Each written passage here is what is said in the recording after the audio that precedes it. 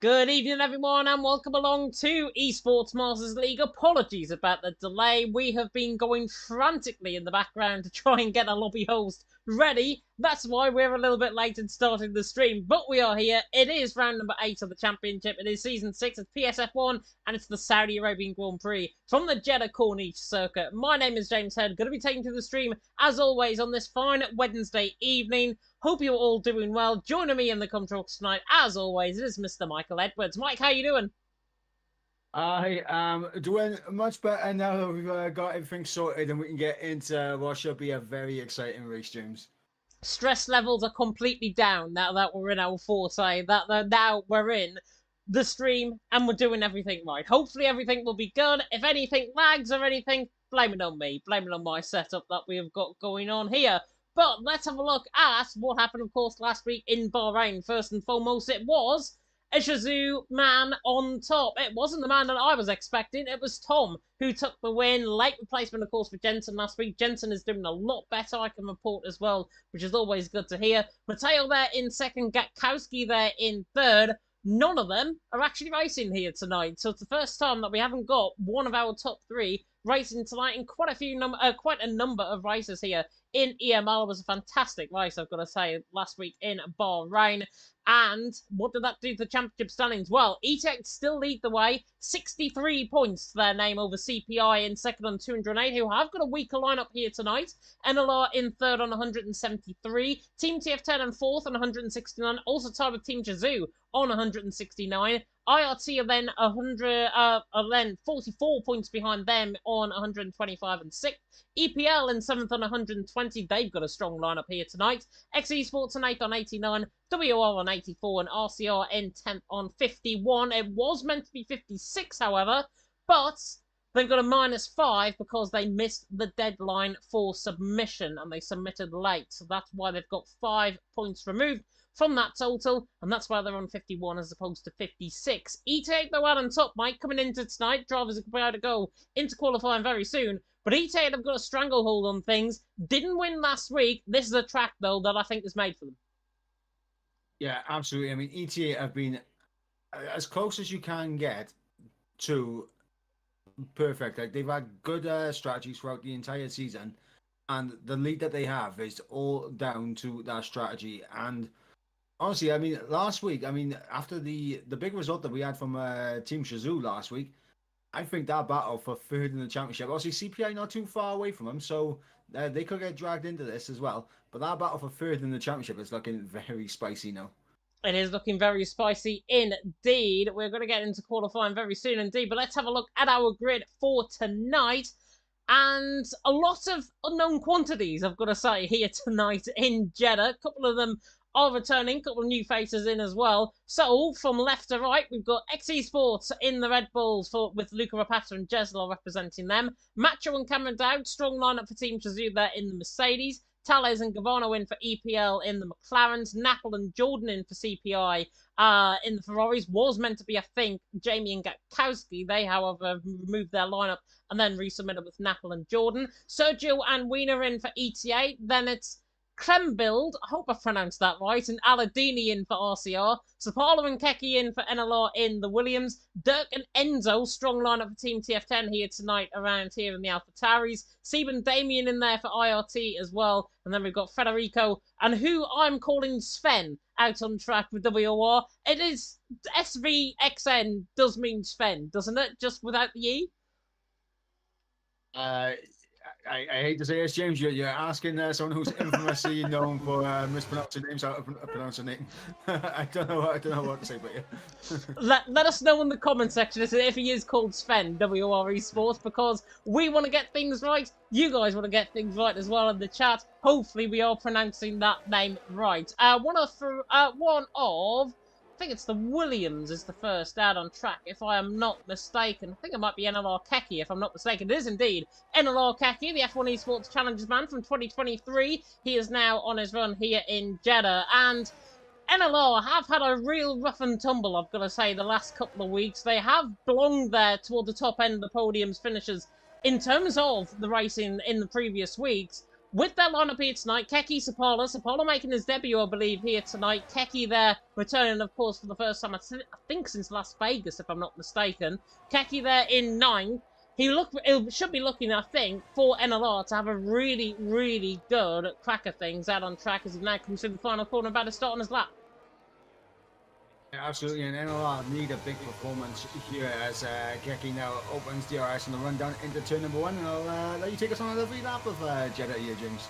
Let's ride on board then with the NLR man of Keki down into the left-hand return number 1, through the right-hand return number 2. Of course, the Middle East has been experiencing a lot of rain in the past couple of days, Dubai especially in the United Arab Emirates. Keki, though, coming through the left-hand return number 4 on a bone-dry track, coming through the right-hand return number 5. And this is my favourite section out on track. Through 6 and 7, through turn right, got to be really absolutely on the ball coming through here. Through turn 9, turn 10, then 11, then through the kink of 12, and then into the end of the first sector split. Literally comes at you flying with punches. 31.4 in the first sector from Keki. Now coming through the left-hand return number 13, where I bottled it in a league race around here once upon a time. Now coming through the right-hand return number 15 and in toward the chicane. If you get caught on this wall on the right-hand side, as he nearly did there, does unsettle the car through 16 and 17, and now he's getting a right good old toe, and I think that's from his teammate Sapala, running down the long back straight in toward this end of this middle sector. Sapala will pull out of the slipstream 59.4 in the middle sector, flying its way through turns 22 and 23, now through 24, and now through the Red Sea section of turns 25 and 26, in toward the final corner at turn number 27. This would look like a very good lap, I've got to say, from Keki so far. Slipstreaming, of course, is allowed here in EML, so drivers will be able to use their teammates up to good effect around a track like this, as Keki now is embarking on the run toward the line. Should be around at 26.6. Oh, even quicker, 26.3. I clearly don't know the lap times around here. 26.3, though, from a banker, not bad at all, where I think we have pole position in F2, 25.8, so we're not actually too far off that early on. Enzo comes in with a 26th flat. Yeah, Enzo, and here we go into the 25s already, as we have a 25.9 on his first lap. Great job from the ETA driver. Great job from the ETA driver there indeed. CPI Jordan, I think, is on the run toward the line as well for the CPI team. He's looking to try and go ahead of Jeddah. He does, 26.5 from his perspective. Keki there in 3rd, but it's Wiener out on top, Enzel there in 2nd. Keki there in 3rd, Aladini there in 4th position. Not looking too bad. Cameron Dowds coming through on towards the line as well. He goes 3rd, 26 flat. He was 3 tenths quicker than Keki in that middle sector as well. You might have seen that on the top right-hand side of your screen, but it's Wiener out on top, Enzo in 2nd, Cameron Dowds in 3rd. Damien, though, splits the pair of Enzo and Cameron Dowds, so he now goes 3rd for Team IRT, and it's so close early on in terms of the session. Dirk, I think, is on a lap time as well, coming through the middle sector, so he'll be one of the next to come across the line. He, though, is possibly one of the favourites, I think, for pole position, so we'll see, watch on closely with what this middle sector is. Cameron Dowds with a 59.1, Dirk in the middle sector, 58.9. Quicker than Wiener in that middle sector. Yeah, and I'm on board with another driver that we expect to be quite up there in terms of a lap time, Sapala, and now it's a 59 flat from him in the middle sector, so that just shows Dirk a 10th quicker as Sapala there, 25.8. And Dirk got all of that slipstream through turn 17, on the run up towards turn 23, and then in towards turn 26 and 27, and that's proven by 25.7. Very good lap time there from Dirk. Sapala now in 2nd, Wiener there in 3rd, and Luca Rapata breaking into the 25.9s as well, just goes, what, that's 9,000th of a second quicker than Enzo, so not looking too bad at all. Enzo, of course, part of that EEC lineup, I think on Tuesday, if I'm not mistaken, and also part of the Team France winning side from EEC last season as well, so good to see him back. Obviously, he did Legacy Division, I think, last week as well, but Dirk out on top, Sapala 2nd, Wiener there in 3rd. Honestly, from you guys in the chat, I'm actually not surprised by who's in the top 3 right now. And I'm actually not surprised by who's up there in qualifying. It's looking very, very consistent, very good. And it does beg the question, Mike, slipstreaming is everything around this track, especially when it's allowed in a team event like this. Yeah, but it's a case of where do you utilize the slipstream? That's going to be the big thing for the team. So, of course, you got that run down in towards the braking for turn 22, where it can be very, very well applied. But then, of course, you got the run down into the final corner of turn 27, where it could be equally as important. So it's all going to be about where the teams think they can gain the most time from that slipstream effect. Yeah, definitely so. And if it's anything like Team TF10 knew how to do slipstreaming around this track, and they were really consistent in terms of this. Looking through the comments, by the way, good evening to everyone, by the way, that's tuning in. Seems like we're all Team Chazoo right now in the chat, I've got to be honest. Joe there in the chat saying, let's go, son. Cameron's dad coming in there saying, let's go, Macho Man. Could be Macho Man Randy Savage, but then again, we all know what happened to him eventually. Oh, that's bad. I'm sorry. Get on top of all a second. Winner there in third. Oh god, I'm not going to recover from that, am I? Macho there, so say Jim, I just came home though. Yeah, that's why we were late in terms of the session. We had to get a lobby host. Macho's our lobby host here tonight, and Ron also saying, let's go Gammy and Machi. Never heard Macho getting called Machi before. That's a new one on me. Yeah, Kami and Machi. That's a new one. I think we should use that for the rest of the stream. It's like a tag team that you see in TNA or something, potentially. Kami and Machi. Yeah, it's WWE Vince McMahon days, I've got to say, in terms of that tag team name. But it's Durkad on top, Sapala second, Wiener there in third. 10 minutes ago in this session here in EML. Drivers potentially as well could get 4 runs out of this session. We're seeing many drivers on an outlap right now. It seems like one of the NLR drivers, I think it's Keki once again, who was on an outlap ahead of everyone else. So we're right on board with him again. But drivers can get 4 runs on this set of soft compound tyres. But it does mean, Mike, that we will be seeing somebody, at least on a used set at some point, if they were to go for 4 runs. Yeah, absolutely. And it begs the question, do you use the used set immediately for your second run? Or do you maybe go back to back with a used set and just try and save a fresh set of softs for the race? Because you never know, a late safety car, that fresh set of softs could really pay dividends as Keki now about to begin his lap. He is about to begin his lap indeed, showing NLR a bit of bias, I'm going to say, with Keki on the run down in towards turn number 1. Don't worry, we'll try and ride on board with everyone throughout the session. Keki now through the right hand of turn number 2, then through the left hand of turn number 3. Bit of a snap, actually, coming out of turn number 2, as Damien picks up a 5-plate grid penalty for illegal blocking. That is coming through turn 27, I believe. So that is him. Actually, no, that's in the first sector. Sorry, he's in the first sector. Just coming through this part of the track, actually, that Keki is in. So the illegal blocking penalty as a result of this traffic going on ahead. There's the McLaren. There is Damien just up the road. That's what was causing the issue coming through there. And Keki is up, coming through that first sector. He has got Sapalo, I think, ahead of him out on track. So we'll see the slipstream. Bit of a move out there from one of the Hasses, I think, on the left-hand side. Nearly hitting into Keki's side end plate, but looking good now coming to the left-hander. Keki has got good overspeed, but I think he's got too much overspeed because Sapala is not going to be liking this slipstream at all. This is only going to be halfway down the straight, and it's even earlier than what they did last time around. And Keki, that's proven though, he's still up in the middle sector. He's on a fresh set of softs. You can tell by the gleam on the tyres on that right-hand side. Now coming to the left-hander at turns 25, 26, and 27 on the road in toward the final corner at turn 27. Of course, where we saw Max Verstappen hit the wall here in 2021 in qualifying. Keki, though, doesn't want to follow in the champion's footsteps. Coming through the final corner now for the NLR man. We'll put the timing tower up. We'll see what his lap time is going to be on the run to the line. Breaks nearly into the 25s, but it's a 26 flat. And I think that would have been a better lap if Sapala, that slipstream, was properly in effect. Yeah, it's just a little bit of miscommunication on when Sapala really should have put his foot down to get the slipstream effect all the way down at 22. But I mean, Keki, still 3/10 improvement, and you'll know there's more time there with slipstream later in this session. Wiener invalidated actually on a lap time in 3rd position. Sapala is coming through the first sector. Luca Rapata just starting up on his lap. Endo's starting up on his lap. Damien just starting up on his lap. And Cameron Dowds is actually finishing a lap almost. 59.1 in that middle sector. So he's not looking too bad at all. Thank you, by the way, to everyone that is tuning in right now. Avatar's just made his way from EML F2 into F1 here tonight. Hope he is doing well there in the chat. Cameron Dowds now on the run toward the line. He's into the pit lane. The man that's currently second in the PSGL PSF1 Championship could potentially throw Mateo to the wall and to the wolves in Brazil on Monday. So tune in for that while I'm on commentary for that, and I may as well mention it on this stream. Dirk blew out on top, Sapala second, Wiener there in third, but we are seeing now Keki giving that slipstream to Sapala. Sapala's a 10th.5 up in that middle sector, and it really does pay the question. Drivers have got to get this slipstreaming on. They're doing it halfway down the straight. TF10 did it all the way up towards turn 27. Luca's up in the middle sector as well, but Sapala now on the...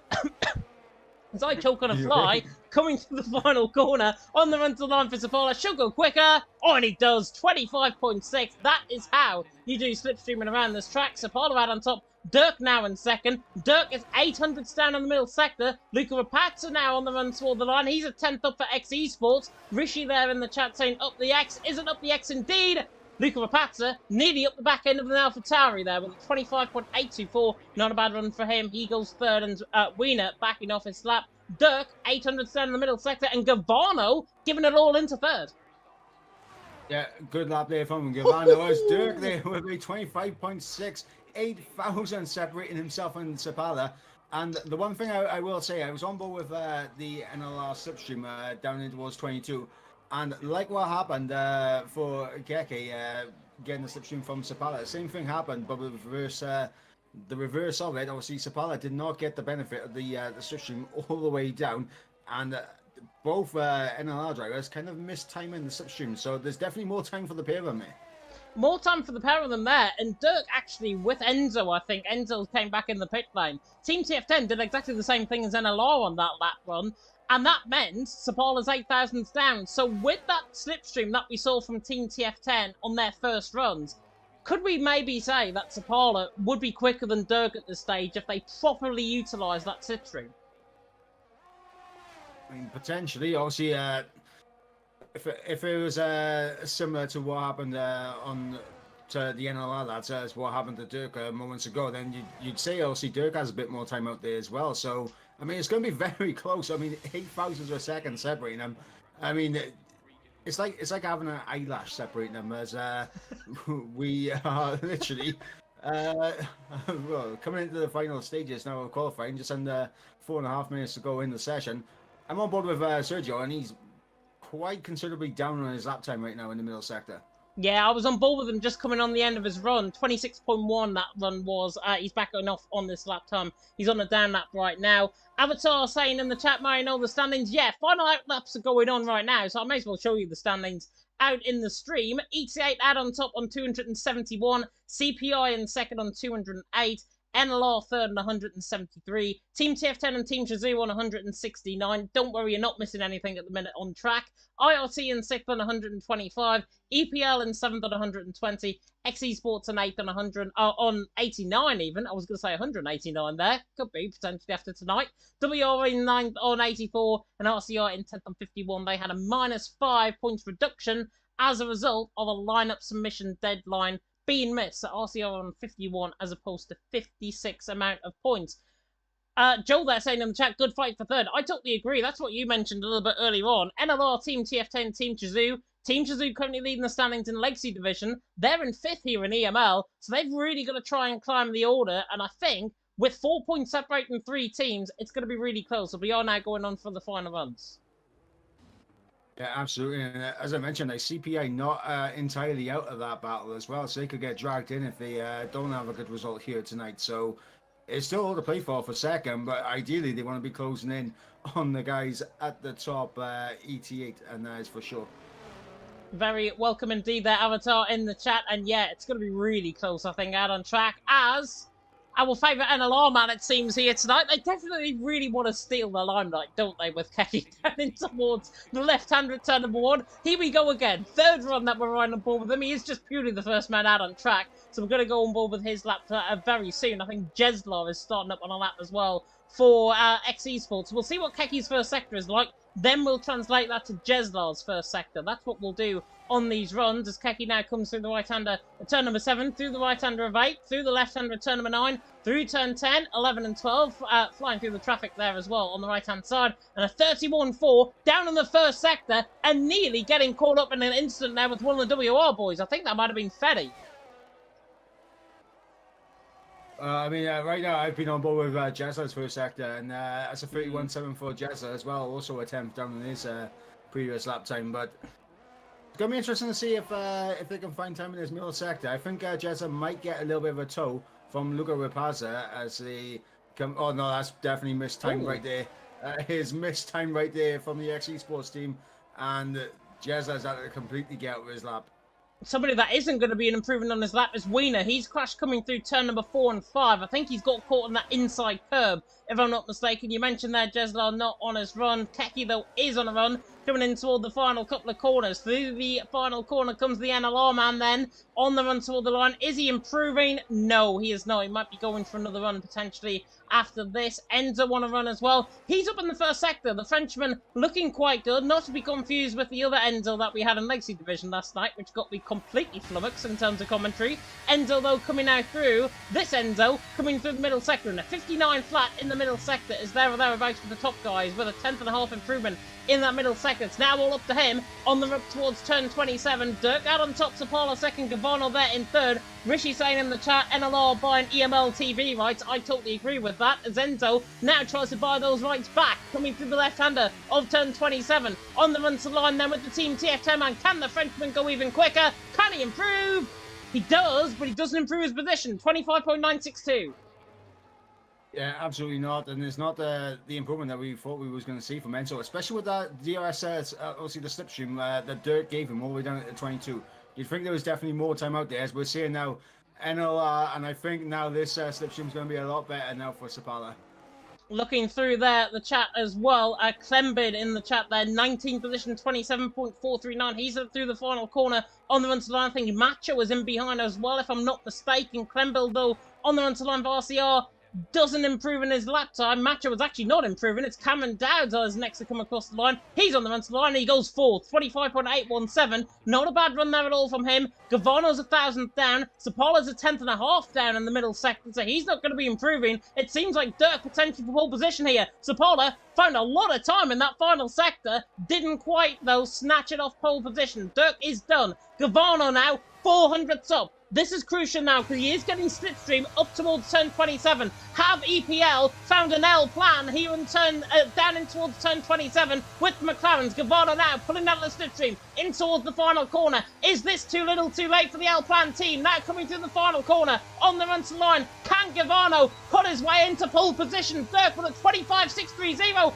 Gavano to the line, 25.703. Just not enough. And again, slipstreaming wise, that was a little bit ineffective. We see there Enzo down in his lap time. Napple, I think, is going to come to the line. He's 2 times up, actually, on his run. The CPI man looking to try and improve ahead of Aladini and Tales and Jeslar, potentially, on the run to the line for Napple. And he goes 11th, ahead of Jordan, his own teammate. So no bad run there at all from him. That's qualifying over. Dirk out on top, Sapala second, Gavano there in third. And honestly, I've got to say, Mike, Gavano there in third position, 25.703. If they had that slipstream for about 3 more seconds coming up that straight, they might have just done that. Yeah, absolutely. I mean, Gavano was improving on his lap, and obviously that slipstream just did not last long enough for him to really get himself up there. But, I mean, 700th off of pole position, he's definitely in the mix, and 8,000 separating the top two. That cannot be understated enough. Definitely not. And again with Sapala, that slipstreaming in effect around here, really, really close. It is Dirk out on top. It's Sapala there in second, Gavano there in third. We are getting confirmation now as well that it is going to be a restart and we're going to stay in the current lobby that we're in. So everyone, remain as you are. We're going to go to an intermission break in a couple of minutes. But Dirk out on top, from Sapala there in second, Gavano there in third. 700ths of a second covering the top 3. Given that the old man slipstream is pretty close. Cameron Dowds there in 4th. Luke Rapazza there in 5th. Damien there in 6th. IRT punching above his weight there in 6th. Sergio there in 7th. Wiener there in 8th. E8 looking to try and get the points back in the race. Enzel there in 9th with Keki in 10th. Napple in 11th with Jordan in 12th. Only 100th behind his own teammate. Jeslar there in 13th. Tales, Aladini top 15. And then it's Macho, C, Feddy, who's the only WR driver here tonight. And Clembill there right down at the back of the field for RCR. Disappointing from his perspective. We are going to take our intermission break. We'll be back with you to cover all the standings and everything in around about 30 seconds time.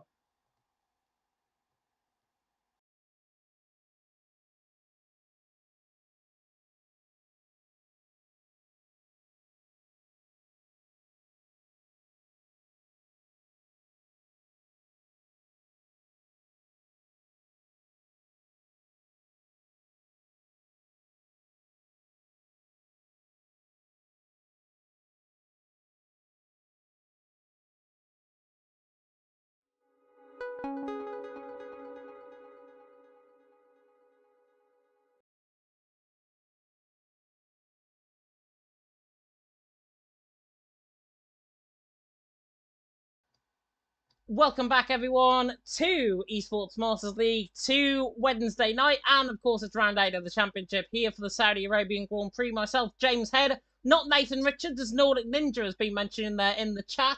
Michael Edwards alongside me there with the commentary box. At least he got that one right. But Mike, fantastic qualifying session. A reminder of the top 3 from last week, just to compare. Tom out on top, Mateo second, Gatkowski there in third. All came about in the race.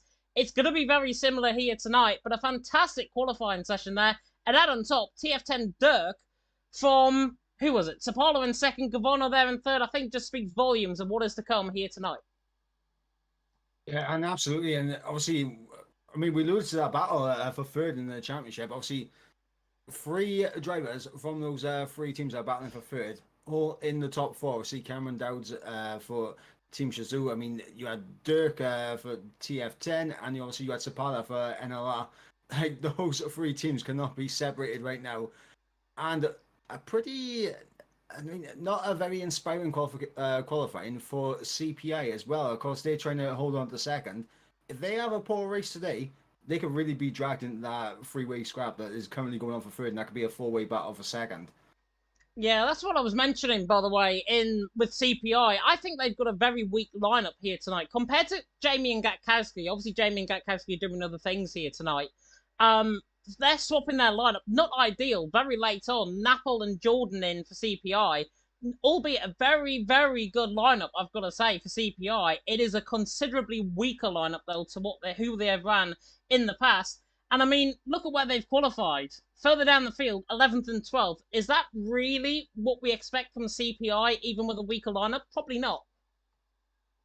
Yeah, and so when you look at Sapala up there, P2, Dirk up there, obviously pole position, Cameron Dowds up there, P4. And then obviously you got Enzo, P9, Keke in P10. Obviously, Macho had a pretty poor qualifying, down in 16th. But, I mean, 2 of the teams that they're trying to keep behind them, both of their drivers have out-qualified both of the CPI drivers, and that's not ideal for them going into this race. Yeah, it is not ideal indeed. We are staying in the same lobby, so to that one person that has left the lobby, you have to try and rejoin back.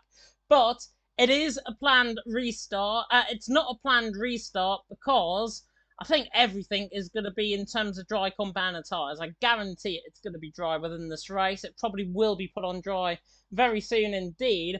But having a look through the standings, and a reminder to anybody that might be tuning in right now what the standings are here in EML, ETA out on top on 271, and we'll actually compare this to where they've qualified their drivers out on track tonight. ETA, Sergio and Wiener, 7th and 8th.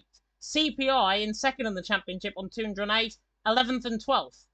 NLR in third in the championship on 173. Sapala there in second. Keke there down in 10th. Not a strong qualifying session from Keke. Team TF10, though, and Team Chazoo, probably the most consistent, I've got to say, out of the top 10. Team TF10, 4th position in the standings on 169. They've got both their drivers, I believe, in the top 10. Dirk there in first, Endel there in 9th. And Team Chazoo, Macho's further down the field, well out of the top 10. But Cameron Dowds there in 4th position. I think maybe highlights in that qualifying session, Mike, that consistency is really key. And I think in that qualifying session, it just begs the question, were the drivers obviously being up there? Are the drivers proving enough for their team? And judging by where they are in the standings, you would say everyone, I think, to an extent, within the top 5 of the standings, has been rather inconsistent in that qualifying session. Yeah, absolutely. And obviously, Macho obviously alluding to the fact that he literally just got home, so obviously maybe a lack of practice for him. But obviously, we know Macho's pace, and once he gets comfortable with the track, he'll probably start to make his way through the field. That is for sure. I mean, Keke and Enzo, I think it was more time on the table for the pair of them, but they just couldn't find it in the end. And meanwhile, you got like Dirk, Sapala, and Cameron Dowds, along with Giovanni up there at the top, and Luca Rapaza. Like, they just absolutely smashed their laps out of the park. Yeah, smashed their laps out of the park. I think, honestly, ETA are probably... Yeah, they're down in 7th and 8th, but they're probably the most consistent team. They've got the drivers in the top 10. They're further down the field. They're going to be up there. Damien, you mentioned their fantastic qualifying session for IRT. They're well and truly in that battle as well. And even EPL, Gavarno there in third. Tala's got a lap together. I think he could have been well and truly up there. He unfortunately didn't. He ended up down in 14th position in that race. Grid apparently is done, just been informed by Ron. I'm sure. Mike, will you be able to quickly check through the lobby setting to make sure everything's okay? Yep, I will do that ASAP. I mean, we should still have the same lobby settings from the previous lobby, but Oh yeah, we do. I'm no problem. stupid. I'm absolute an idiot. You can tell I'm tired. Don't. Yeah, yeah. Ignore what I've just said. You don't need to check the you don't need to check the settings. I think everything is okay. Hopefully everything is there. Macho saying reverse grid is a surprise tonight. No, it's not reverse grid. It is custom grid. So I think Shazoo trying to pull the wool between our eyes there, quite literally in that. Maybe thinking not. Dirk asking for full wet conditions. Definitely not going to be happening as well. It is going to be dry, I think, out on track. And Nordic Ninja, by the way, very interestingly on this Nathan Richards comments that he mentioned earlier on. Nathan and James sound pretty close to saying, not going to lie, if you were tired and won't focus. Mike, quick thoughts on you on that comment, because that is a little bit insulting on my end. It's disgraceful. It's disgraceful behavior from Nordic Ninja. Honestly, I feel like writing a letter to my local MP about it. He's the one man that's not going to bring me back on EML comms next season. Nordic Ninja, it's all because of you. I might be coming back on EML comms next season, but there we are. We're just joking, by the way. I should be back on comms next season, but we are now going to get into the lobby because I can reveal we are now getting live onto the racing very soon indeed. Judging by what has been said in the chat, Dirk mentioning, I hope they add supercars and multiplayer for F1 24.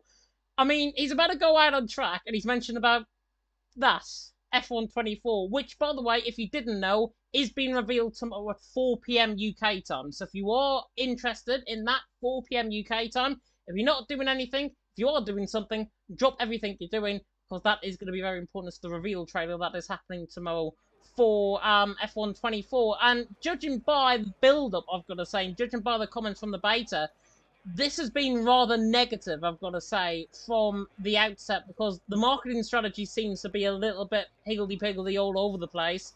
And then we've got F1 24 being revealed tomorrow, where there hasn't really been any fanfare. The beta, everyone complained about the handling system.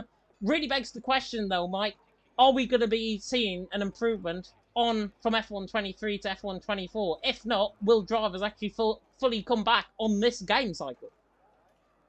I mean, that's obviously the main thing as well. Because obviously with the games being released earlier and earlier, you start to worry about the games getting rushed. And if the game is being developed and it's being rushed, like the quality of it is just going to diminish over time. I always refer back to like one of my favorite childhood games. Obviously, Sonic the Hedgehog. How many games of Sonic the Hedgehog has been rushed and they've absolutely turned out to be terrible? Like, you don't want to rush a game.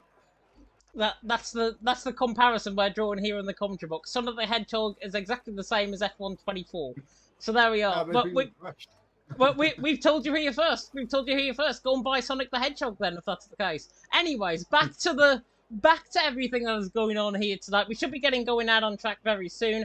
I know I saw Nordic Ninja mention in the F2 chat, and I think it's on par with what I've got in my notes about strategies around here. We could be seeing drivers on a set of hard compound tyres, go beyond the halfway stage in the race, and then pit potentially on a set of soft compound tyres. Fuel is going to be everything around here, as will tyre wear. Yeah, absolutely, and strategy is going to be so key for these drivers out there. I'm very curious to see how many will be starting on a set of the hards and how many will potentially opt for a set of mediums or maybe even a few soft tyres out there early on for some of those guys down towards the back end of the field trying to make their way through. I mean, time will tell. One thing I feel like we should mention as well to all the drivers, make sure you remember your setups. Do not forget your setups. Yeah, and if you do forget your setups, then you're going to be up Schitt's Creek. That's a TV show, so I can probably say that. It is going to be up that end, I'm going to say. It's nothing rude. It is just a pun on the TV show. Yeah, it is out there. Go and watch it if you haven't watched it already. But we're going to be getting going very soon indeed. I believe the ready up is going to be given very, very shortly indeed. So I'm going to come across to you, Mike. Who do you think is going to be out on top here tonight? So I'm going to go with Sapala for the race win, Dirk P2, and I feel like a Luca Rapaza podium. I'm feeling Luca Rapaza for the podium. Overlooking Cameron Dowds. How can you do that about my favourite non-biological son? I knew you was going to pick him. I don't want to pick the same as you. Here we go, though. I'm going to get my prediction shortly, but the 500 lights are going to go out very soon indeed for EML. It is round 8 of the championship, and it is lights and away we go. But Dirk and Gavano got drive-through penalties immediately off the start, so this could maybe force a restart. If not, they've just mistimed the lights. Dirk there leads the way through turn 1 on Gavano. 3 wide though in the background. Keki, Wiener and Enzo all going side by side. Wheel to wheel to wheel action down and towards turn 4. Enzo tries to go around the outside and loop that on Wiener. Doesn't in the end, and Keki now to the inside line trying to get the job done, and he does. Keki through and he's into 9th ahead of Enzo, who started in that position, so he's dropped a position already. Jordan and Napoli remain as they are, side by side as well between Damien and Sergio coming out of turn 11. Everyone, I think, is all clean through. Dirk though leading the way. Gavano there in second. Zapala there in third. But Dirk reacted so early to those lights, as did Gavano. Team TF10 and EPL are going to be fuming, but that might have been individual driver error as opposed to a glitch with the lights. Yeah, absolutely. I mean, definitely not ideal for the pair of them. I'm on board right now with Jordan, having a look over the back of Keke as we run down in towards turn 22. That Ferrari is looking very big underneath that rear wing of that Williams in front of him. Oh, and he's actually into the back of the Williams. On board with him, you saw that on the screen. He's got rear wing damage as well. That is going to be his race over and done with before it's even begun. Jordan there down at the back of the field. That's rear wing damage. Enzo there going side by side with Jeslar. Napoli going side by side actually with Jeslar. Sorry to cut myself off on that. Sergio on the back of Keki. Keki's on the side of self. Dirk and Gavano in to serve up their penalties, as is Napoli. So Napoli's clearly got damage on that car. Bit of a hectic lap 1. Down in towards turn 1. Aladini tries to force the move there on the fellow Frenchman of Enzo. Tries to force the inside line, can't find the way through. It's now Sapala that leads the way. Luke Rapazza there in second. Cameron Dowds there in third. Damien in fourth. Wiener in fifth. And Keki there in sixth. On that set of soft compound tyres, being one of the only drivers to go on that tyre as Jordan has retired coming into the pit lane. Don't blame him. He's got rear wing damage. Impossible to carry on. Yeah, and a huge opportunity for TF10, Shazoo, and Neverlast Racing to close up the CPI in second in the championship now. Definitely so. It is going to be really key, I think. NLR certainly going to be looking to try and close up on that second, as you mentioned. Team Shazoo looking to try and close in on that second. It's really opened up things because ET8 now 5th at the minute, and Sergio down in 16th, and he's been in the pit lane as well for front wing damage. So Sergio in that on that set of soft compound tyres. Napoli caught up with Linton. I think it might have been them two who did have that scrimmaging coming through turns 1, 2 and 3. Fetty also in the pit lane. He came in for a set of medium compound tyres as well on that car. As Wiener now sets his sights on the fellow Dutchman of Damien, running down the hill, running down in towards turn 27 even, all the way around the outside. Wiener goes, the PSGL PSF1 man, going to try and make light work of the IRT man, and he does in bucket loads of speed. Wiener through and he's into 4th. Damien there down in 5th, and Damien can't really fight that, to be honest. Nice move by Wiener. Yeah, incredible stuff from the ET8 man, and he gets through on Damon, but all Damon's got to do is just make sure he stays with this pack. Does not want to fall away from him. Because we are starting to see a split now in the top 10 as Keke over a second clear of Jesler here, but he is on those soft tyres, and they will fall away much quicker than these hards. He is on that set of soft compound tyres, and yeah, you mentioned it is going to fall away, but Keke's tyres are not going to fall away until around about lap 6, lap 7, I've got to say, into this race. So it could be the question where we could see Keke getting involved with the likes of Damien and Wiener, certainly, in terms of this battle. But it's Sapala there leading the way. Luke Rapazza in second. Cameron Dowds there in third. Then Wiener, Damien, Keke front 6th. Then it's Jeslar, who you mentioned is 1.2 seconds behind. Enzo and Aladini, 8th and 9th matchup, round off the top 10. Tallers, Sieb, Klembild, Dirk and Gavano top 15. Then it's Sergio, Napoli and Fetty. The final 3 in that order have came into the pit lane already, so we'll have to pit again, judging if there's no safety cars out on track. But Sapala there leading the way. Everyone on a big old DRS trade, and their first sight of a beautiful helicopter cam running down and towards turn number 27 on board with Luke Rapazza. As Luke Rapazza closes right up to the back of Sapala there for the race lead. As we are about to begin lap number 4 25 US wide open for Luca Rapasa, and he's closing in. He's going to move to the inside, and it's going to be job done before the break in. But will Sapala maybe fight it? No, he's going to be smart about it.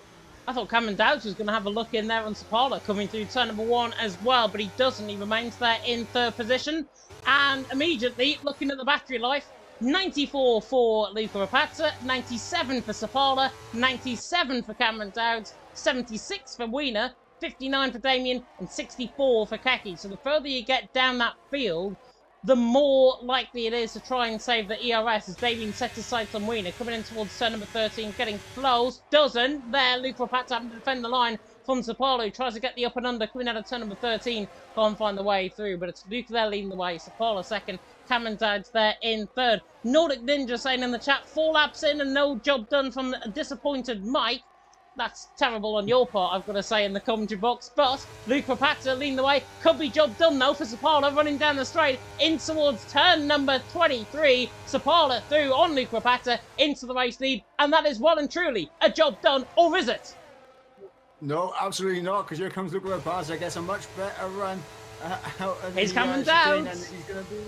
Cameron Dowds involved as well, so going to be job done here for Cameron Dowds.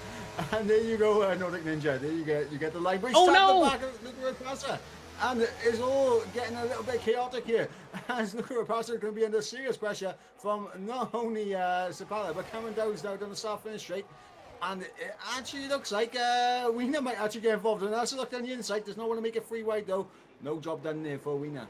No, Cameron Dowds definitely getting boxed in, I've got to say, by both ET8 and NLR drivers there in Sapala and in Wiener. There goes Keki to the inside line, right on the back of this train. He is through. Oh, and he nearly locks up, but he's into the side there of Wiener. And now what that's done has brought Enzo, Jeslar, Macho, that second chasing pack, all into DRS train. So this is really good from their perspective. Luca, though, leading the way. Sapala there in 2nd, Cameron Dowds there in 3rd. It is getting very, very animated, I've got to say, as Damien picks up a 5-place grid penalty for corner cutting. Macho there to the inside line on Jeslar, and also Aladini fending off Tales coming to the inside line. Tales trying to find the way through turn 13, 14 and 15, can't find the way through. Luca leads from Sapala 2nd, Cameron Dowds there in 3rd. God, they're making us work for it tonight. Yeah, absolutely, and we had a 2x2 moment like Noah's Ark, and that's another line for you, Nordic Ninja, as Macho does make the move on Jeddah. Aladini holding off Tals here, but as these guys are making moves, and a lot of just small mistakes coming in and creeping in. It's Sapala or Cameron Dowds. Sorry to cut you off, Mike. Cameron Dowds to the inside line and Sapala. Sapala was trying to look to the outside line. Couldn't find the way through because Luca just snapped across him. And now Cameron Dowds is going to get the slipstream on Sapala. But Sapala, that's now got the speed on Luca Rapazza. And now it's 3 wide down the straight. Is Cameron Dowds going to get both of them? We saw Matteo with a quadruple overtake there last night in Miami. Cameron Dowds trying to do the same with a double overtake there. Not quite close enough, but he does get Luca Rapazza in towards turn 1. Really good drive from Cameron Dowds. And do you know what? He didn't even use any battery. The cheek of the fella. Honestly, very, very good racing at the front. What I was going to say, though, is there's definitely a few small mistakes creeping in there for some of these guys. Obviously, early on, when all the cars are bunched up together, we're seeing 1 or 2 small mistakes, and it's causing absolute action up and down the field, which is obviously fantastic for us. They're making us work for it. But obviously, the drivers right now will probably get a little bit frustrated with everyone making so small mistakes as they are currently. I'll ask you a question on that, actually. Is that because mainly everyone's within 3/10 of a second of each other? As Aladini, just saying that, has just hit the wall, coming through the the left hand of their turn 17 on the back of Jeslar, pretty much now backing up my point. Is the dirty air affecting these drivers out on track in terms of controlling the car? I think it is. Yeah, I think definitely is as well. I was on board with Macho and I saw Damon literally just holding on to dear life for his car, just avoiding the wall moments ago. But yeah, I think as you mentioned, absolutely Tokyo drifting for the final corner as Keki's in on him. Yeah, smart call from Keki. He is. Set us off compound tyres, not lasting him, and I have to say, he has to Tokyo drift that coming in the pit lane there as well. But Keki is into the pit lane. This is going to be interesting because I don't think the mediums can get to the end of the race from here. I think he's on a complete alternative strategy to everyone else on the field. I think this is going to be for a set of hard compound tyres. He's into the pit lane, front wing damage. That's why he's into the pit lane. Front wing damage on the car, not noticeable on our end, so it must have been a right to end plate, I would imagine, that has came off at some point on the lap. That's why he was dropping through the field, and Keke there into the pit lane has got no other choice but to go on a set of hard compounded tyres. So, Mike, that could be really a blessing in disguise, or it could be the worst possible thing for him, and it could be the worst possible thing for him if he doesn't get past Fetty, but he does get past Fetty in towards turn 4. Yeah, coming into the clear is exactly what Keke needs, so getting that job done on Fetty immediately will give him a bit of confidence. He does have 1.8 seconds up the road to Napple, and obviously to answer the question in chat that was posed by Maze, what happened to Jordan? Jordan, unfortunately, made a bit of contact on the rear. I can't remember who he made contact on the rear of, but he did have a bit of a spin and then rear wing damage, which of course was why he had to retire in the pit lane. But the action, once again, getting very close as we now down the inside on the ground pass for P3. I think it was Sapala, if I'm not mistaken, who might have had the contact with. Sapala now in the lead of the race. Cameron Dowds, Wiener there, 3rd and 4th. It was either him or Keke, one of the two Williamses, I can definitely tell you that. Wiener on the inside line, down in towards turn 1 on the back of Cameron Dowds. Not getting the job done there, but it is Damien there in 5th, trying to hunt him down. And Damien already has got a 5-place grid penalty, or 5-second time penalty even, for overtaking in yellow flags, I think, where that incident was coming through that first sector. That's where he overtook. He gained a position, off track obviously. IRT will probably fight that until the cats come home, and hopefully your cats are home, Mike. Well, I'll say that. Damien there in 5th, Luca there in 4th. But that 5-second penalty is going to put him completely up against it, judging by how close it is in this field. Clembuild there, down in 12th. RCR not having a great race with one of their drivers. Aladini's in the front pack. Clembuild there, though, in 12th. It's going to cause hell, potentially, for Gavano, Dirk and Sergio. All of who came in the pit lane early on to serve up either drive-through penalties or have been picking up damage. Clembuild's going to cause chaos further down the field, surely. Yeah, and Giovanni and Dirk are going to have to be very careful about navigating through Clembuild there. And obviously, they do not want their race to go from bad to even worse. If they get caught in an instant with the RCR driver and they have to make another pit stop, I mean, that's them essentially out of this race unless there's a safety car at some point, but we hope not, as we're about to begin lap number 9 of 25. Sapala's still leading the way. Cameron Dowds in 2nd place, potentially could be looking at a move here down the inside of turn 1, and it'll be job done before the break end.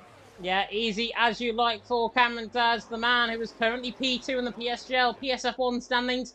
Have to get that in, I'm sorry. Sapala there in 2nd, Wiener there in 3rd, Luca there in 4th. Baz saying in the chat earlier on, 3 safety cars this race if they keep driving like this. At the minute, they're driving pretty well. It's now pretty stagnated out in front.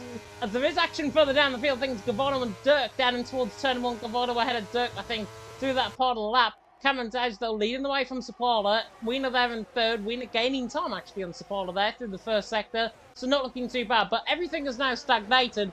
A risk of the train, I think, potentially happening, as Dirk has made a huge mistake there. Coming through the first sector, so right on board with him. Clembuild gets the move done. And in fact, actually, Mike, in that battle, they both overtook the RCR man. Yeah, I mean, Dirk is still behind Clem right now. I mean, trying to make his way through as quickly as possible. As Giovanni now over a second clear, that'll definitely help Dirk with the help of DRS to get this move done. Needs to get through as quickly as possible. If not, Gavano get away as Dirk now on his battery using DRS now, and we'll see if he's going to be able. Oh, VSC. And it might be for Keke, if I'm not mistaken. He was dropping time there, just trying to see who might have lost their front wing. Fetty, down at the back end of the field. Fetty has been in the wall. I can only assume that it's coming out of turn number 13, where he has spun, and that is a VSC out on track. And that means potentially 3 pit stops coming in. Cameron Dowds and Macho, Team Jesus stay out. This is interesting. Everyone's pretty much in the pit lane, including double stacking, I think, in fact, there's no double stacking going on. By IRT, potentially, though, it could be a double stack. Everyone's into the pit lane, though. Team Shazoo have missed a big opportunity there to come into the pit lane. Set a whole compound tyres on. Is it the fact that they've just missed the pit lane completely and they were missed time? Or are they doing that tactically to go on a set of soft compound tyres towards the end? It could be the latter. Yeah, I think they're thinking of an alternative strategy, and I was just on board there with said there for IRT. Not only did he have to do the double sack with Damon, Damon also had that 5 second stop go to serve as well. So Yeah. Steve now absolutely left in no man's land in this race. Yeah, I saw in the background there as I was running on board with Sapala coming out the pit lane. I saw Damien serving up that 5 second penalty. Oh, my TV's going to turn itself off. Good job, I've got the remote right alongside me to fix it there. But there we are. Cameron Dowd's leading the way. Matchel second. Jesdal there in third. I wasn't bored with Sapala. I did see that, unfortunately, and Steve held up an absolute treat in the pit lane as a result. Not what IRT would want. Pit stop, by the way. Pit lane loss around here is around about 18, 19 seconds, somewhere in that margin. And at the minute, the gap between Cameron Dowds to Dirk is, by my calculations, about 15 seconds. So they will lose only about 4 seconds, potentially, on this if they decide to come in the pit lane with one of their drivers now and try not to go for fresher set of mediums towards the end of the race. But I'm saying this, Mike, and even as Wiener gets on the move around the outside of Zapala, easy as you like, actually, coming through turn 26 and 27, I'm saying this, are these mediums actually fully going to get to the end of the race? I think they will, but they're going to be shot right at the end of the race. So maybe staying out on that set of hards for Cameron Dowds and Macho was not a bad idea at all. As Sapala's coming back now at Wiener, down in towards turn 1.